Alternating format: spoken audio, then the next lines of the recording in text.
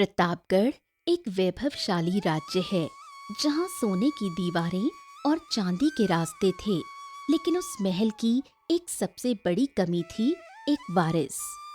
हाँ, इंदुमती, हम इस राज्य के राजा हैं। हमारे पास दौलत है, शोहरत है, सब कुछ है, लेकिन हमारी कोई संतान नहीं है। एक राजा का सबसे बड़ा गुरूर होता है उसकी अपनी संतान, और एक सबसे बड़ा डर होता है जब उसे पता नहीं होता कि उसके बाद उसका राज्य कौन संभालेगा। महाराज, आप चिंता मत कीजिए। आकाश में लिखी हर बात अपने समय पर होती है। शायद हमारे भाग्य में कुछ अलौकिक लिखा हो। देखना, एक दिन ऊपर वाला हमारी झोली जरूर भरेगा। आप इस बात को लेकर चिंता मत कीजिए। अगर राजा ही चिंता करेगा तो फिर राज्य की प्रजा का क्या होगा महाराज? महारानी, हमारी चिंता सिर्फ हमारी नहीं बल्कि पूरे राज्य की है, क्योंकि बिना वारिस के सिंहासन वीरान हो जाएगा। वो दोनों आपस में बात कर ही रहे थे कि तभी वहां पर मंत्री जी आ गए। प्रणाम महाराज। प्रणाम रानी साहिबा। मंत्री जी, बताइए, आप इस वक्त यहाँ क्या बात है? महाराज, मैं आपसे कुछ अकेले में बात करना चाहता हूँ। ठीक है रानी साहिबा, हम आपसे कुछ देर में मिलते हैं। हाँ, तो आइए, कहिए मंत्री जी, क्या बात है? अकेले में क्या कहना चाहते हैं आप? बताइए। महाराज, यदि आप अनुमति दें तो मैं एक ऐसा रहस्य आपके साथ में साझा करना चाहता हूँ जो जानकर आप चकित रह जाएंगे। रहस्य?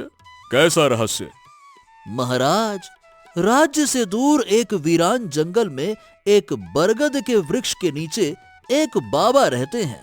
कहा जाता है कि जिसने भी उनके चरणों में गुहार लगाई है उसे संतान का सुख प्राप्त हुआ है। अगर ऐसा है मंत्री जी, तो हमें उन बाबा के पास अवश्य जाना चाहिए। हम आज ही उन बाबा के पास चलेंगे। जी महाराज, हम आज ही उन बाबा के पास चलते हैं। फिर राजा और मंत्री अपने घोड़े पर सवार होकर रहस्यमयी बाबा जी के पास चले जाते हैं।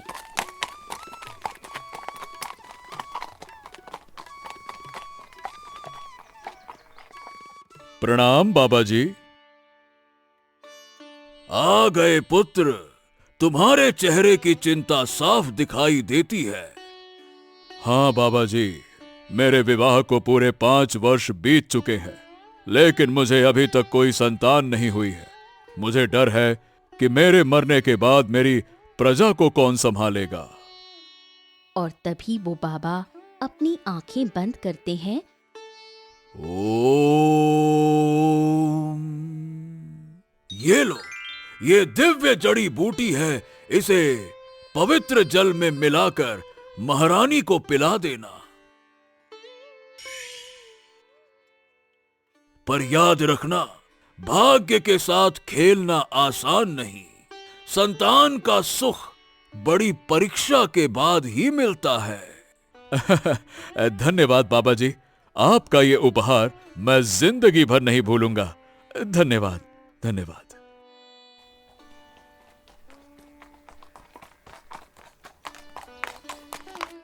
और फिर वो राजा उन जड़ी बूटियों को लेकर अपने महल में आ जाते हैं और उन जड़ी बूटियों को पवित्र जल में मिलाकर अपनी पत्नी को दे देते हैं।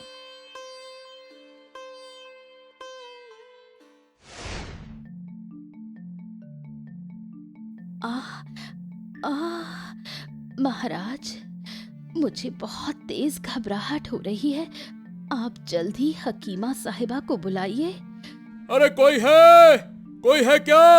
अरे जल्दी से हकीम साहिबा को बुलाओ।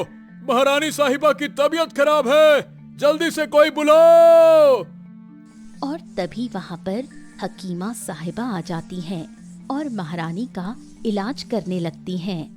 खुशखबरी है महाराज, आप जल्द ही पिता बनने वाले हैं। अब आपको महारानी साहिबा का ज्यादा ख्याल रखना होगा और जितना हो सके उनको आराम करने की सलाह देनी होगी। हकीमा साहिबा की ये बात सुनकर राजा बहुत ही ज्यादा खुश हुआ। इतने में ही कक्ष में जल रहे सारे दीप अपने आप बुझ गए और कक्ष में एक रहस्यमयी आवाज गूंजने लगी। सुनो प्रतापगढ़ के महाराज, जल्द ही तुम्हारे महल में पुत्र जन्म लेगा, जिसके बाएं कंधे पर एक नीला चिन्ह होगा।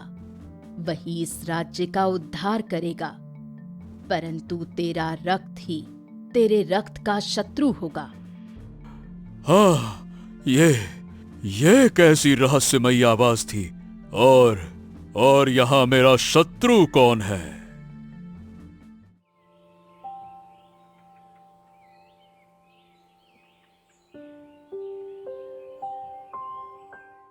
कुछ महीनों बाद इंदुमती को एक बहुत ही सुंदर पुत्र की प्राप्ति हुई। आहा! क्या बात है, क्या बात है। हमारे पुत्र का नाम राजवीर है। सब इसे राजकुमार राजवीर कहकर पुकारेंगे। राजकुमार राजवीर। अचानक प्रताप सिंह की नजर राजवीर के कंधे पर बने हुए नीले चिन्ह पर पहुंची। अरे, ये तो वही चिन्ह है जो भविष्यवाणी में कहा गया था। ये देखकर सभी लोग स्तब्ध हो गए और फिर अगले दिन प्रताप सिंह अपने पुत्र राजवीर को राज्य की प्रजा के सामने लेकर आए। मेरे राज्य के प्रिय लोगों, ये है आपके राजकुमार राजवीर। प्रतापगढ़ की प्रजा राजकुमार राजवीर के आ जाने से बहुत ही ज्यादा खुश थी, लेकिन राजा प्रताप सिंह का चचेरा भाई रुद्र सिंह राजवीर के आ जाने से बिल्कुल भी खुश नहीं था। राजवीर, तू जितना जल्दी आया है ना, उतनी ही जल्दी इस संसार से चला भी जाएगा। ये सिंहासन मेरा होगा, मेरा, तेरा नहीं। मेरी सारी योजना चौपट हो गई। मैंने सोचा था कि राजा प्रताप सिंह के बाद सिंहासन पर मैं बैठूंगा, लेकिन राजकुमार के आ जाने से मेरी गद्दी मुझसे छीन ली जाएगी। नहीं नहीं नहीं नहीं नहीं नहीं, मैं ऐसा हरगिज नहीं होने दूंगा। अगर ये राजवीर जिंदा रहा तो फिर तो मैं कभी राजा बन ही नहीं पाऊंगा। मैं उस राजवीर को मार डालूंगा। तभी अचानक दर्पण में उसे अपनी जगह एक दूसरा चेहरा दिखाई देने लगता है। कौन हो तुम? तू चाहे जो भी कर ले, सिंहासन तेरा नहीं होगा। और फिर दर्पण अचानक टूट जाता है। महारानी साहिबा, अब हमें खुशी है। जब हम इस दुनिया को छोड़कर चले जाएंगे, तब हमारा राजवीर हमारी गद्दी पर राज करेगा।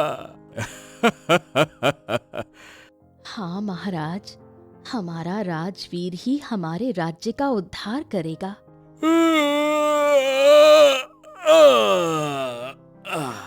रानी साहिबा, अब तो हमें बहुत तेज नींद आ रही है और अब तो राजवीर भी सो गया है। हमें भी अब सो जाना चाहिए। रात को जब सभी लोग सो जाते हैं, तभी राजा प्रताप सिंह का चचेरा भाई रुद्र सिंह राजवीर को उठाकर एक जंगल में ले जाता है।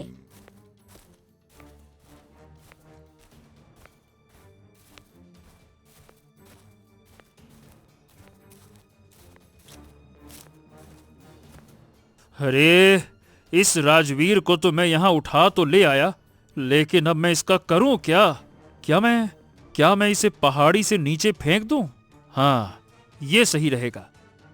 थोड़ी दूर चलने के बाद रुद्र सिंह राजवीर को एक पेड़ के नीचे रख देता है। तो राजकुमार राजवीर, ये तेरी जिंदगी का आखिरी दिन है। ले जितनी सांस ले सकता है, इसके बाद तो तू नहीं बचेगा। इस जंगल का अंधकार ही तुझे निगल जाएगा।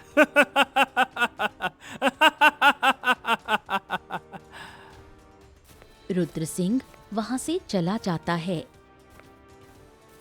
तभी राजवीर के पास एक शेरनी आती है।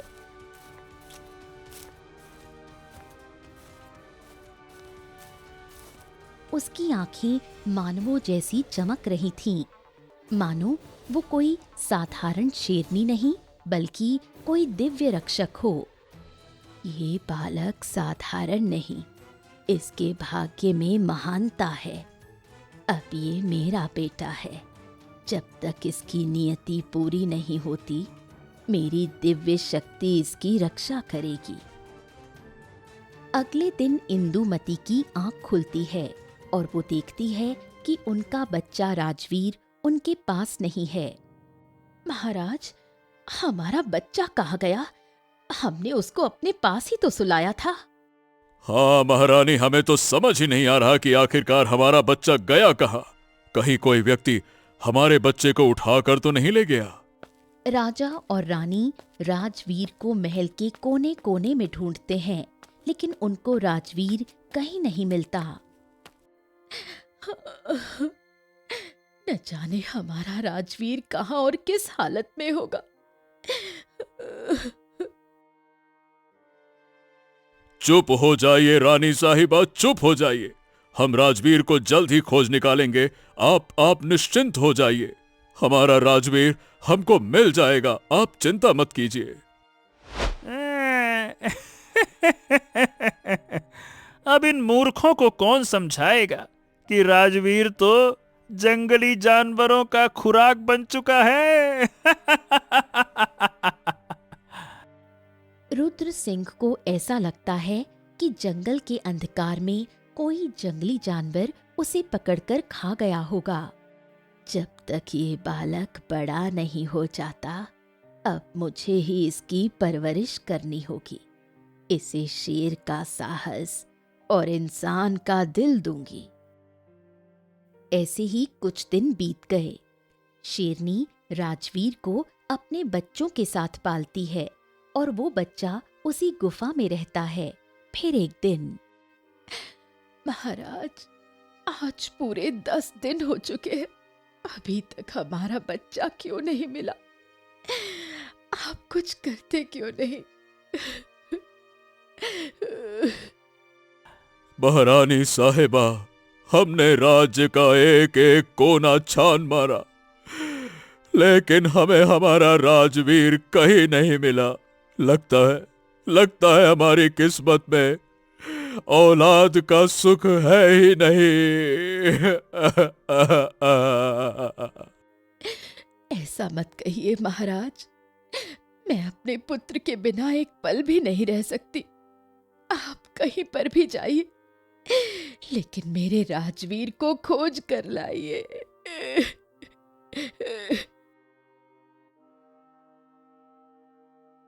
राजकुमार राजवीर के गुम हो जाने के बाद प्रतापगढ़ के महल से जैसे खुशियां ही गायब हो गईं। महारानी, हर सुबह हमें लगता है कि दरवाजे से हमारा राजवीर दौड़ता हुआ आएगा और फिर सन्नाटा छा जाता है। महाराज, मेरे दिल को लग रहा है, मेरा बेटा राजवीर कहीं मुझे पुकार रहा है। मैं उसके बिना एक पल भी नहीं जी सकती। धीरे धीरे राज्य के कामकाज बिगड़ने लगे। करों की व्यवस्था अस्त व्यस्त हो गई। सीमा पर दुश्मनों की हलचल तेज हो गई। लेकिन राजा प्रताप सिंह का किसी भी बात पर ध्यान ही नहीं था। ऐसे ही समय बीतता गया। महाराज की जय हो। महाराज, राजकोष पूरी तरह से खाली हो रहा है। प्रजा परेशान है। कृपया प्रजा पर भी ध्यान दें, कुछ निर्णय लें। मंत्री जी, अभी हमारा मन किसी काम में नहीं है। जाइए, हमें अकेला छोड़ दीजिए, जाइए। हाँ, यही तो सही समय है। राजा और रानी राजकुमार के दुख में अंधे हो गए हैं। अब राज्य पर कब्जा करना बच्चों का खेल होगा। रुद्र सिंह राज दरबार में आकर सिंहासन पर बैठ जाता है और प्रजा से मीठे शब्द कहता है। मेरे प्रिय भाइयों और बहनों, राजा रानी दुख में है, इसीलिए मैं आपके दुखों को सुनने के लिए आया हूँ। जो भी तकलीफ हो आप आगे आइए और मुझे बताइए। प्रजा धीरे धीरे रुद्र सिंह की तरफ खींचने लगती है। कोई किसान कर घटाने की गुहार लगाता है, कोई सैनिक वेतन की। रुद्र सिंह सबसे झूठे वादे करता है। इस तरह प्रजा का भरोसा धीरे धीरे रुद्र सिंह पर बढ़ने लगा और एक दिन रुद्र सिंह सैनिकों को गुप्त सभा में बुलाता है। सैनिकों, जैसा कि तुम लोग देख रहे हो, महाराज का मन अपने राज्य की समस्याओं पर बिल्कुल भी नहीं है, जिससे कि पूरे राज्य की अर्थव्यवस्था चौपट हो गई है। और ना ही सैनिकों को तुम लोगों को वेतन मिल रहा है। नहीं मिल रहा ना? मेरी बात सुनो, अगर तुम लोग मेरा साथ दो तो मैं तुम लोगों का वेतन 2 गुना कर दूंगा। महाराज, आपने सही कहा है कि राजा अब किसी भी काम में मन नहीं लगाते, जिससे राज्य को बड़ी समस्याओं का सामना करना पड़ रहा है। ठीक, हमने सोच लिया है और हम आपका आदेश मानने को तैयार हैं।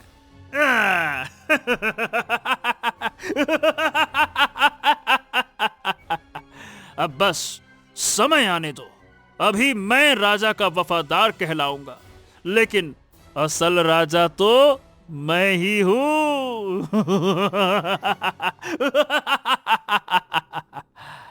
कुछ ही महीनों में रुद्र सिंह ने धीरे धीरे राजकोष, सेना और मंत्रियों को अपने वश में कर लिया।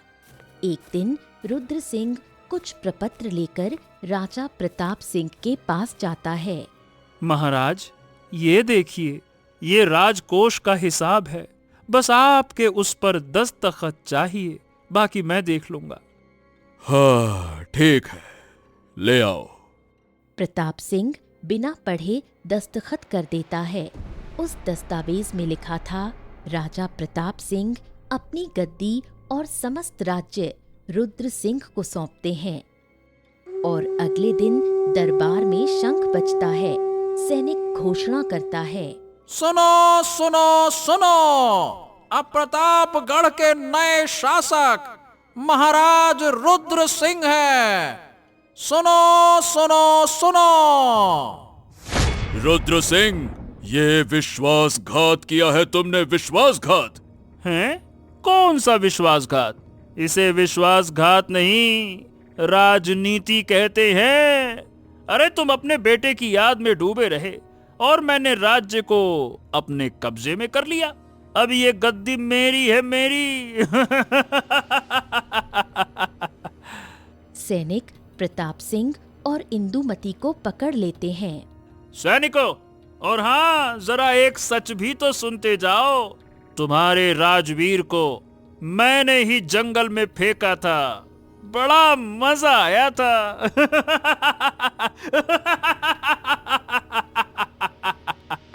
राजा रानी सदमे में आ जाते हैं। उन्हें जेल में डाल दिया जाता है। इस तरह राजवीर की गुमशुदगी के दुख में डूबे राजा और रानी से राज्य छिन गया और प्रतापगढ़ अब रुद्र सिंह का राज हो गया। परंतु नियति की घड़ी टिक टिक कर रही थी, क्योंकि जिस राजवीर को वो मृत समझ रहा था, वही एक दिन उसकी बर्बादी का कारण बनेगा। ऐसे ही कुछ वर्ष बीत गए। राजवीर अब 22 वर्ष का हो चुका था। दिव्य शेरनी की छत्रछाया में बड़ा होकर वो बिल्कुल शेर की तरह साहसी हो गया था।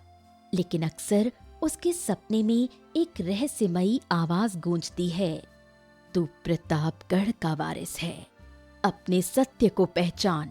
हाँ, पता नहीं कौन पुकारता है मुझे हर रात, समझ नहीं आता। बेटा, तू शेर जैसा बहादुर है और इंसान जैसा दयालु।